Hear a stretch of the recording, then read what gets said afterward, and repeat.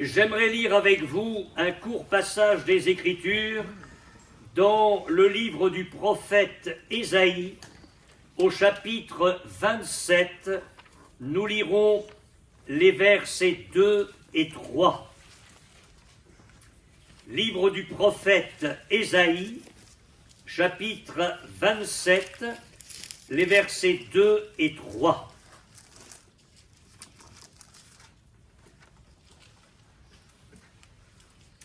En ce jour-là, chantez un cantique sur la vigne. Moi, l'Éternel, j'en suis le gardien. Je l'arrose à chaque instant, de peur qu'on ne l'attaque. Nuit et jour, je la garde. Amen. Amen. Nous allons bien situer les choses dès le début de cette prédication et souligner en premier lieu que la vigne dont il est question ici, c'est Israël, le peuple élu. En effet, Asaph, au psaume 80 et au verset 9, dit ceci, en parlant de l'histoire d'Israël: « Tu avais arraché de l'Égypte une vigne », et nous comprenons là qu'il y a le rappel de ce que le Seigneur a fait en sortant Israël de l'esclavage d'Égypte, mais dans la parole inspirée d'Asaph, Israël est appelé une vigne. Tu avais arraché de l'Égypte une vigne, tu as chassé des nations et tu l'as plantée. Donc c'est l'œuvre du Seigneur qui a déblayé le territoire de Canaan pour y établir son peuple dans cette fameuse terre promise.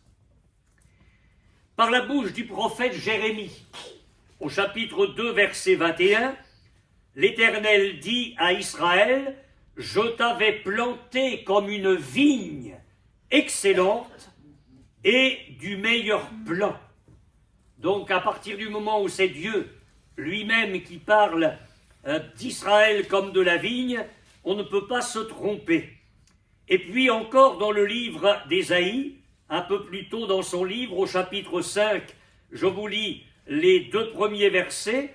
« Je chanterai à mon bien-aimé le cantique de mon bien-aimé sur sa vigne. Mon bien-aimé avait une vigne sur un coteau fertile, il en remua le sol, il ôta les pierres, et il y mit un plan délicieux. Il bâtit une tour au milieu d'elle, il y creusa aussi une cuve, puis il espéra qu'elle produirait de bons raisins. » Je m'arrête là, c'est pas fini. Pour vous poser la question, après cela, est-ce que vous êtes convaincus que la vigne, c'est Israël? Oui. Quelques-uns le sont. Maintenant, je voudrais vous dire ceci, parce qu'il ne faut jamais se tromper dans l'interprétation de l'Ancien Testament. Il y a des textes qui s'appliquent spécifiquement à Israël. Mais maintenant, je voudrais vous dire ceci, c'est que le salut, ayant été préparé à la face de tous les peuples, nous, les païens, nous avons été greffés. Paul dira, nous avons été hantés sur Israël. Nous sommes l'olivier sauvage et nous avons été greffés sur l'olivier franc.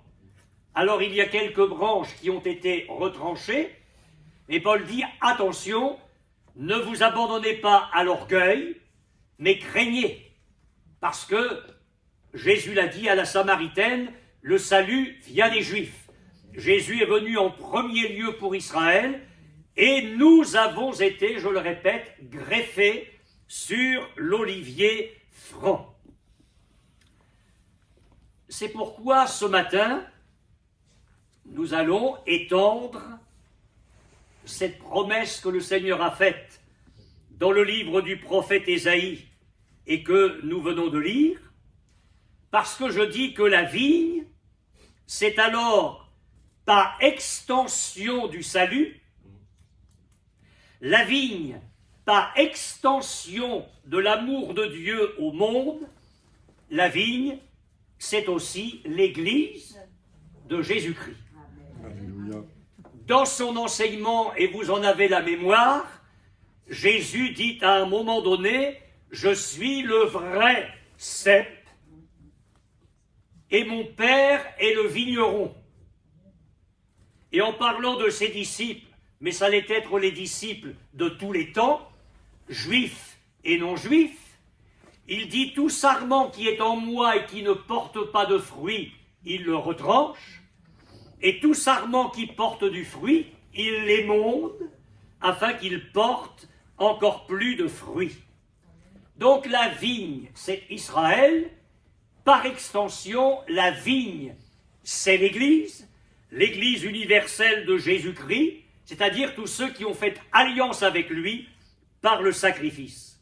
De telle sorte que le verset que nous venons de lire pour introduire ce message va être un puissant encouragement pour nos foyers chrétiens, un puissant encouragement pour notre vie personnelle, un puissant encouragement pour les églises locales, un puissant encouragement pour l'Église universelle.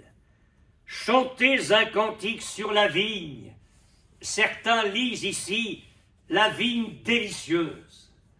Moi, l'Éternel, j'en suis le gardien. Je l'arrose à chaque instant, et de peur qu'on ne l'attaque, nuit et jour, je la garde. Je voudrais vous parler ce matin de Dieu comme de notre gardien. Et j'aimerais tellement que la parole de Dieu vous fasse un bien immense. Et oui, il y a ici un grand encouragement. En prenant une autre image, Jésus parle du berger, de nous comme étant ses brebis. Il dit « Personne ne les ravira de ma main. Et mon Père qui me les a donnés est plus grand que tous, et personne ne peut les ravir de la main de mon Père. » Il y a ici la pensée d'une vigilance divine. Le Seigneur nous garde, et il y a la pensée d'une sécurité humaine. Nous sommes à l'abri dans les mains du Seigneur. Alors oui, j'aimerais vous parler de Dieu comme du gardien. Et ça ne vous aura pas échappé. Vous remarquez avec quelle insistance le Seigneur s'adresse ici à son peuple d'Israël. Moi, l'Éternel, j'en suis le gardien, je l'arrose, je la garde. Et au verset 4 que nous méditerons peut-être plus tard, si je trouve à combattre, je marcherai, 6 fois en quelques lignes, 6 fois Dieu parle de sa personne. Il insiste. Et je dis, quelle assurance, quelle sécurité, je le répète, pour l'Église universelle, pour les églises locales, pour notre foyer, pour notre vie, que d'entendre le Seigneur nous dire, c'est moi le gardien. Amen. Amen. C'est moi le gardien. Alors je voudrais quand même ouvrir une parenthèse et dire très rapidement que nous avons notre part. Parce que Dieu ne nous gardera pas si nous ne prenons pas notre part de vigilance. La parole de Dieu déclare dans la première épître de Jean, « Celui qui est né de Dieu se garde lui-même et le malin ne nous touche pas. » Si nous faisons notre part dans la vigilance, dans le fait de nous garder nous-mêmes, et vous pouvez mettre derrière tout cela, tout ce que vous connaissez de nos responsabilités, alors oui, nous pourrons compter sur le Seigneur comme notre gardien. Franchement, il est bon que ce soit lui-même qui nous garde,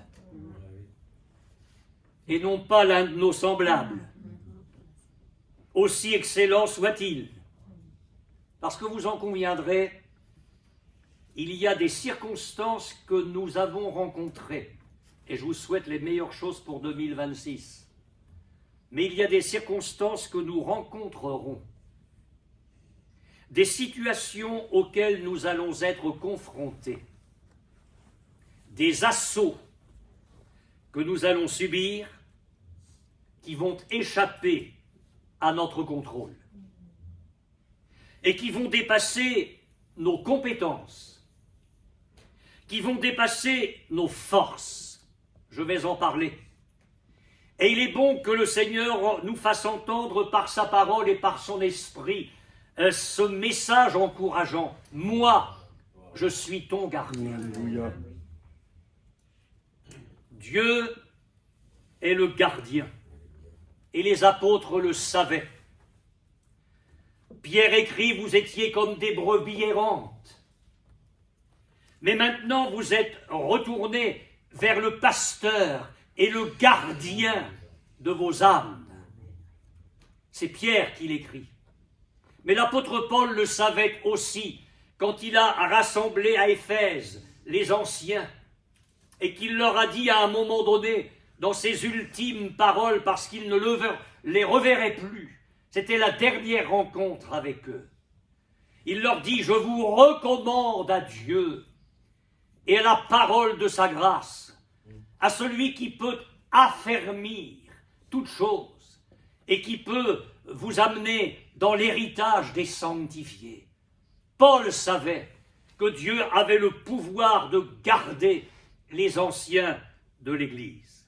Dieu est le gardien. Alors j'aimerais vous parler de sa position, de ses yeux, de ses oreilles, de sa vigilance constante et de sa force. Parce qu'on a un bon gardien. Alors sa position, c'est lui, mes frères et sœurs, qui est le plus élevé. Il est celui qui siège plus haut que tout. Et je me pose la question, mais qui siège plus haut que le roi des rois? Quand Ésaïe a eu la vision du Seigneur alors qu'il était dans le temple, il a vu le Seigneur sur un trône très élevé. Dieu, notre gardien, est au-dessus de tout et au-dessus de tous. Et j'ai pensé, ne cherchez pas, mais vous lire quelques paroles du Seigneur. C'est encore dans le livre du prophète Ésaïe, c'est au chapitre 40. Écoutez bien ça. C'est lui qui est assis au-dessus du cercle de la terre. Et ceux qui l'habitent sont comme des sauterelles. Il étend les cieux comme une étoffe légère. Il les déploie comme une tente pour en faire sa demeure. C'est lui qui réduit les princes au néant et qui fait des juges de la terre une vanité. Ils ne sont pas même plantés, pas même semés, leur tronc n'a pas même de racines en terre, il souffle sur eux et ils se dessèchent. Et un tourbillon les emporte, comme le chaume. Et Dieu nous pose alors la question, à qui me comparerez-vous pour que je lui ressemble? Dit le saint. C'est ça votre gardien. Et c'est cela mon gardien. Je ne sais pas si vous le savez, mais Dieu rit. C'est au psaume 2. Celui qui siège dans les cieux rit. Ah, j'aimerais entendre le rire de Dieu. Et pour rester dans le contexte du psaume 2, il rit du grondement inutile des nations. Il rit de l'agitation des peuples. Il rit de l'orgueil des grands. Il est au-dessus de tout. Il est au-dessus de tous. Voilà celui qui est votre gardien. Ses yeux, pas de presbytie d'éternité en éternité, pas de cataracte, pas de myopie, et j'en passe, d'astigmatisme, enfin tout ce que vous voulez. Franchement, qui voit comme Dieu? Qui voit comme lui? Je suis impressionné par certains textes de la Bible. Je vais faire un résumé là. Mais je lis par exemple que Dieu abaisse les regards sur les cieux. Vous avez déjà regardé les cieux, vous? Exactement. Vous êtes obligé de lever la tête. Mais la Bible me dit que quand Dieu veut regarder les cieux, il abaisse ses regards. Il sonde les profondeurs des abîmes. Les petites sauterelles que nous sommes se vantent parfois de descendre à je ne sais pas quelle profondeur. Il y a des records. Je crois que Dieu rit. Parce que lui, il voit jusqu'au fond du fond. Même à Jonas, dans le ventre d'un grand poisson, il n'y avait pas d'électricité, il n'y avait pas de téléphone, il n'y avait pas les portables. Alléluia!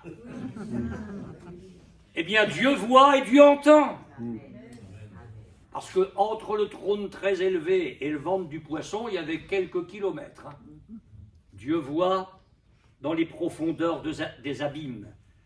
Il voit dans les ténèbres, il voit dans les lieux secrets. Il peut voir de loin. Je prends une image. Mais quand bien même il y aurait des troupes ennemies qui se dressent contre vous et qui se rassemblent, épreuves, difficultés de toutes sortes, vous ne pouvez pas les voir. Mais lui, il les voit. Amen. Amen. Lui, il les voit. Amen. Il est votre gardien et il voit de loin. Il voit la mobilisation de l'enfer, les desseins de l'ennemi. Quelle sécurité! Vous parlez de ses oreilles, mais nous ne sommes pas capables d'entendre les troupes des méchants, le cliquetis des armes de l'enfer, mais les oreilles de Dieu entendent. Il entend quand l'ennemi vient attaquer son église, un foyer, une vie. Dieu entend et il est notre gardien.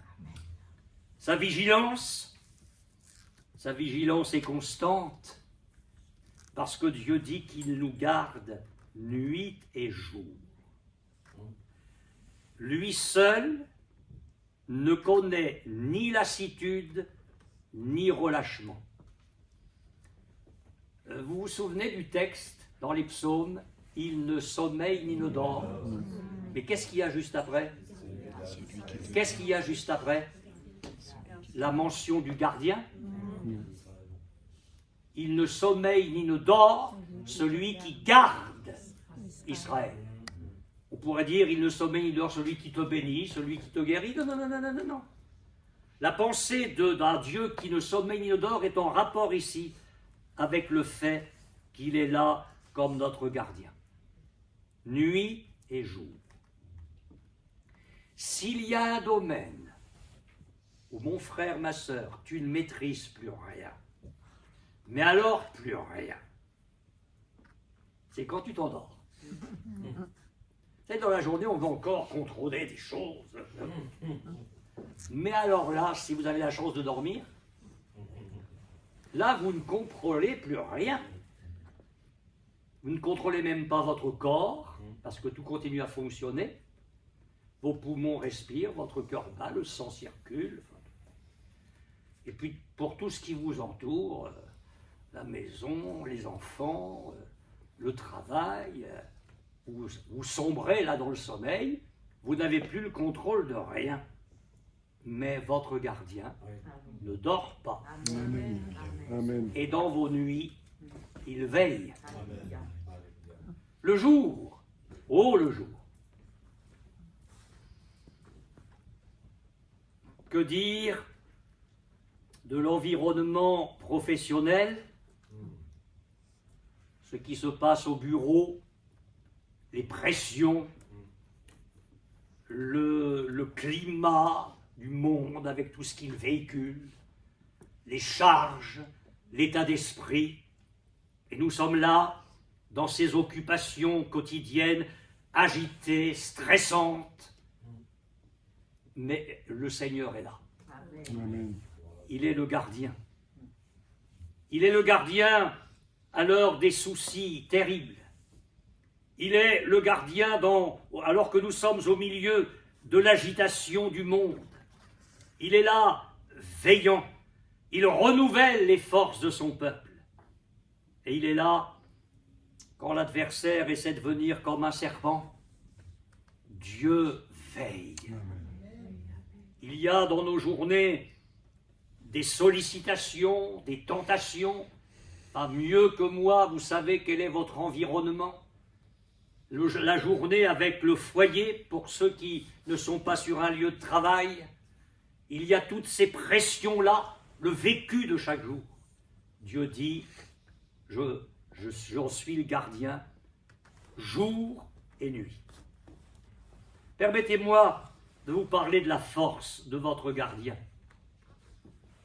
Toute puissante. Toute puissante. La parole de Dieu nous parle du Seigneur comme étant un vaillant guerrier. Mais qui est comme notre Dieu? Le Seigneur Jésus, parlant du diable, a parlé de lui comme de l'homme fort. On n'a pas à sous-estimer notre ennemi. Ce n'est pas rien. Mais le Seigneur a parlé de lui comme de l'homme plus fort, qui est capable de dépouiller l'homme fort, de lui enlever ses armes et de s'emparer de son territoire. Nous avons dans la personne de notre Dieu le gardien qui est, pour reprendre l'expression de Jésus, l'homme plus fort.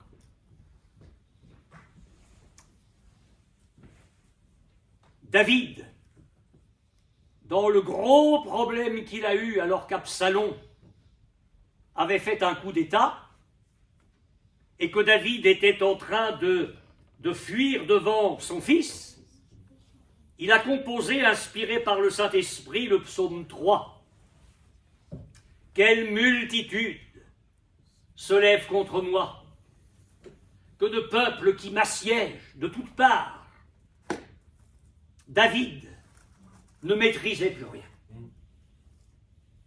Mais Dieu était le gardien de David. Et Absalom n'allait faire que ce qu'il avait à faire dans les limites permises par Dieu, jusqu'au moment où Dieu dit stop.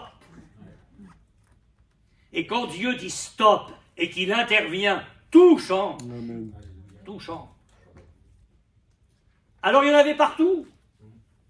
David dit, mais quelle multitude se lève contre moi. Il est assiégé, environné de peuple. C'est dans le psaume 3. Et là, je me réjouis, parce que je vous parle de la force du Seigneur, de ce que lui, il s'occupe de tout le monde en même temps. Et j'ai trouvé cette parole magnifique au psaume 77, verset 18. Tes flèches, c'est dans une autre circonstance, tes flèches volèrent de toutes parts. Alors je ne sais pas comment Dieu fait avec un arc pour faire voler en même temps les flèches de toutes parts, mais il le fait. Et tous les ennemis peuvent être anéantis. Voulez-vous que j'étende cette pensée? Est-ce qu'il y aurait eu trop de malades devant Jésus? Au point qu'à un moment donné, ils disent « stop parce que je ne peux plus là ». Non, il n'y avait pas assez de malades. Il y avait encore de la réserve. Hein. Vous êtes d'accord avec ça? Amen. Je vous pose la question. Est-ce qu'il y avait trop de possédés dans le corps de l'homme de Gadara? Au point que Jésus dise, là, je peux en chasser quelques-uns, mais pas tous. Est-ce que le vent était trop violent et les vagues trop furieuses, au point que Jésus ne puisse pas calmer la tempête? Est-ce que les péchés de la femme corrompue étaient trop nombreux, au point de faire tarir le fleuve de la grâce? Mais que dit Jésus aux pharisiens qu'il avait invités pour le repas? Ces nombreux péchés ont été pardonnés. On va restreindre le cercle, ça vient de devenir gênant. Est-ce que nos soucis sont trop nombreux pour que Dieu puisse nous en décharger? Déchargez-vous sur lui de tous vos soucis. Est-ce que ton épreuve est trop intense pour ton gardien? Est-ce que ta maladie est trop grave pour ton gardien? Est-ce que la situation dans laquelle tu te trouves est trop intense au point que Dieu ne puisse pas t'en sortir? Mais notre gardien est tout-puissant. Amen. Amen. Ses armes, oh, je pourrais vous parler longuement de l'épée du Seigneur. Mais nous savons que quand lui, il manie son épée, il vaut mieux être avec lui derrière, dans les troupes de Dieu, que devant. Hein. Ses flèches, la parole de Dieu nous dit qu'elles sont aiguës, qu'elles sont brûlantes, qu'elles sont aiguisées, qu'elles dispersent les ennemis, qu'elles percent le flanc des ennemis. Quel bonheur d'entendre le Seigneur nous dire ce matin, moi l'Éternel, je suis ton gardien. Amen. Amen. Alors maintenant, j'aimerais vous parler de Dieu comme du vigneron. On est toujours sur la vigne. Moi l'Éternel, j'en suis le gardien, je l'arrose. S'il ne le faisait pas pour son Église, et s'il ne le faisait pas pour notre vie, nous offririons au monde le spectacle désolant de la stérilité et de la mort. Parce que l'eau est indispensable pour la vie et pour la fécondité. La vigne peut être d'excellente qualité, elle peut être sur le coteau fertile le meilleur, si elle n'est pas arrosée, elle périra. Alors j'aimerais vous donner cette pensée encourageante, mais vous la connaissez bien. Dieu nous rafraîchit. Amen. Il nous arrose. Et Dieu nous fertilise. Et pour reprendre la pensée de Jérémie au chapitre 17, où il est question de l'arbre qui étend ses racines vers le courant, le feuillage ne se flétrit pas, il ne craint pas la chaleur, il ne craint pas l'année de la sécheresse, son feuillage reste toujours vert. Pour reprendre cette pensée-là, je voudrais vous dire que nous ne craignons pas la chaleur, nous ne craignons pas la sécheresse, nous ne craignons pas la stérilité si nous laissons le Seigneur nous arroser. Amen. Amen. Et si nous avons le désir ardent qu'il nous arrose. Et notez bien ceci, Dieu dit, je l'arrose à chaque instant. À chaque instant. Ce n'est pas un arrosage une fois tous les 6 mois. Parce que nous avons constamment besoin de ce qui vient d'en haut. Pouvons-nous, mes frères et sœurs, nous passer une seule journée de l'eau céleste? Nous avons besoin de l'eau de la parole de Dieu chaque jour. Je vous le redis avec force, lisez votre Bible chaque jour. Si vous n'avez pas ce contact quotidien avec la parole de Dieu, vous ne tiendrez pas dans le temps qui vient. C'est l'eau qui nous lave, c'est l'eau qui nous sanctifie. Laissez-vous remplir du Saint-Esprit. Si vous l'êtes, cherchez à être renouvelé quotidiennement de cette eau du Saint-Esprit. Dieu dit, je suis ton gardien et j'entends bien t'arroser à chaque instant. À chaque instant. C'est Dieu lui-même qui arrose sa vigne. Il n'en laisse le soin à personne d'autre. Et je dis que c'est bien qu'il en soit ainsi. Parce que quel autre que lui pourrait mieux le faire? Alors, il va le faire avec mesure. Quand un vigneron a besoin d'arroser sa vigne, il n'arrive pas avec les pompiers la lance incendie. Hein. Ni avec une petite pipette et un petit compte-gouttes. Dieu va nous arroser avec mesure. Parce qu'il sait ce que nous pouvons supporter. Dieu ne va pas nous en donner trop. Il ne s'agit pas de noyer la vigne. Il ne va pas nous donner plus que ce que nous pouvons supporter. Mais il ne va pas nous laisser non plus avec un arrosage limité, trop peu, qui nous laisserait insatisfaits et chétifs. Dieu, faisons-lui confiance, nous arrose avec mesure et avec sagesse. Je vais conclure en lisant avec vous le psaume 91.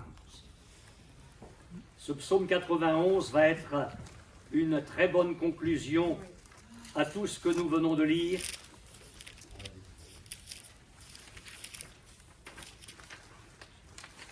Psaume 91. Celui qui demeure sous l'abri du Très-Haut repose à l'ombre du Tout-Puissant. Le Tout-Puissant est le gardien. Je dis à l'Éternel, mon refuge, ma forteresse, mon Dieu en qui je me confie. Et même si ce psaume est messianique, on peut se servir au passage en Jésus-Christ. C'est lui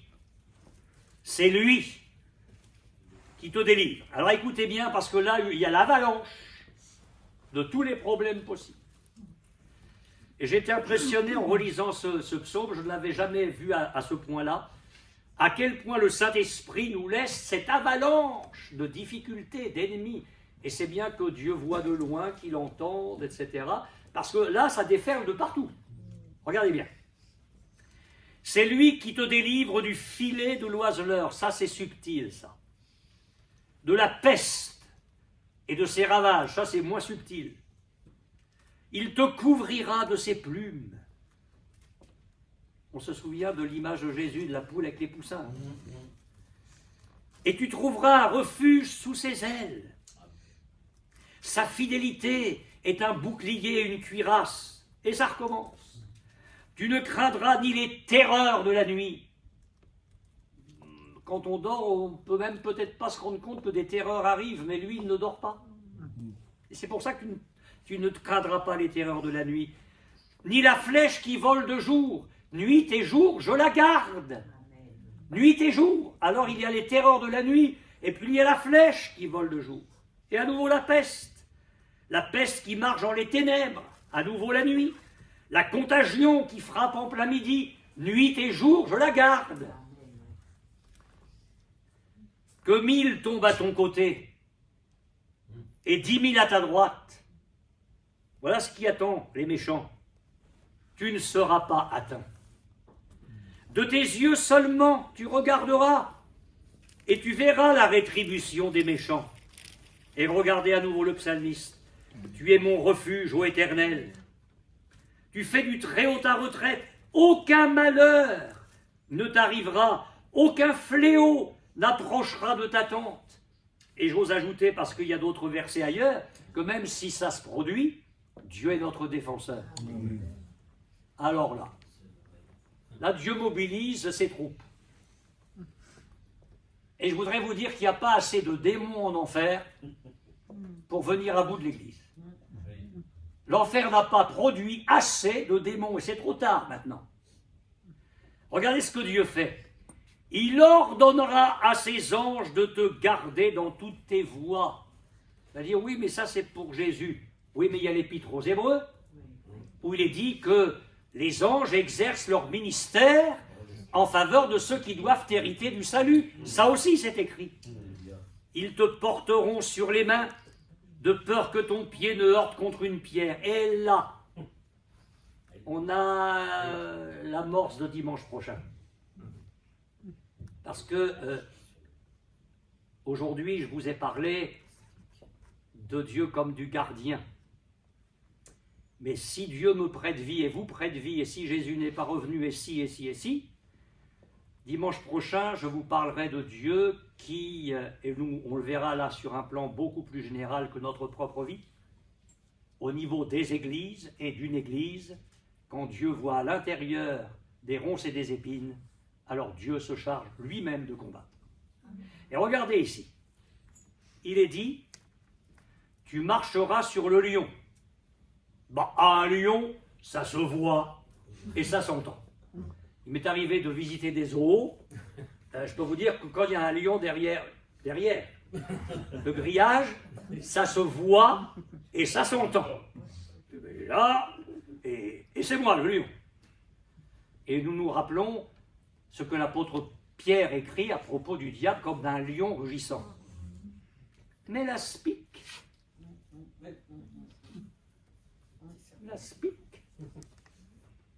vous ne l'entendez pas. Il n'a pas la grosse crinière, l'aspic, mais il tue aussi. Et c'est bien que Dieu voit. Parce qu'il voit le lion et on peut le voir, mais lui, il voit l'aspic et nous, on ne le voit pas toujours. Alors Dieu est le gardien. Dieu est le gardien. Tu marcheras sur le lion et sur l'aspic. Tu fouleras le lionceau. Ben c'est un petit lion, mais c'est un lion. Et le dragon. Oui, les différences de taille, mais c'est tout. C'est la multitude des choses. Comme il est bon que Dieu soit notre gardien. Puisqu'il m'aime, je le délivrerai, je le protégerai, puisqu'il connaît mon nom. Il m'invoquera. Ça, on a les oreilles du Seigneur ici. Et je lui répondrai, je serai avec lui dans la détresse. Je le délivrerai, je le glorifierai, je le rassasierai de longs jours, et je lui ferai voir mon salut. Eh bien, mes frères et sœurs, prenons dans ce qui a été dit et dans ce que nous avons lu notre part de bénédiction ce matin. Et si j'ai un conseil à vous donner en ce début d'année, vivons en paix, mes frères et sœurs. Vivons en paix dans la communion de notre fidèle gardien. Et j'ajouterai ceci, très belle et très bonne année à tous. Que le Seigneur nous bénisse. Amen.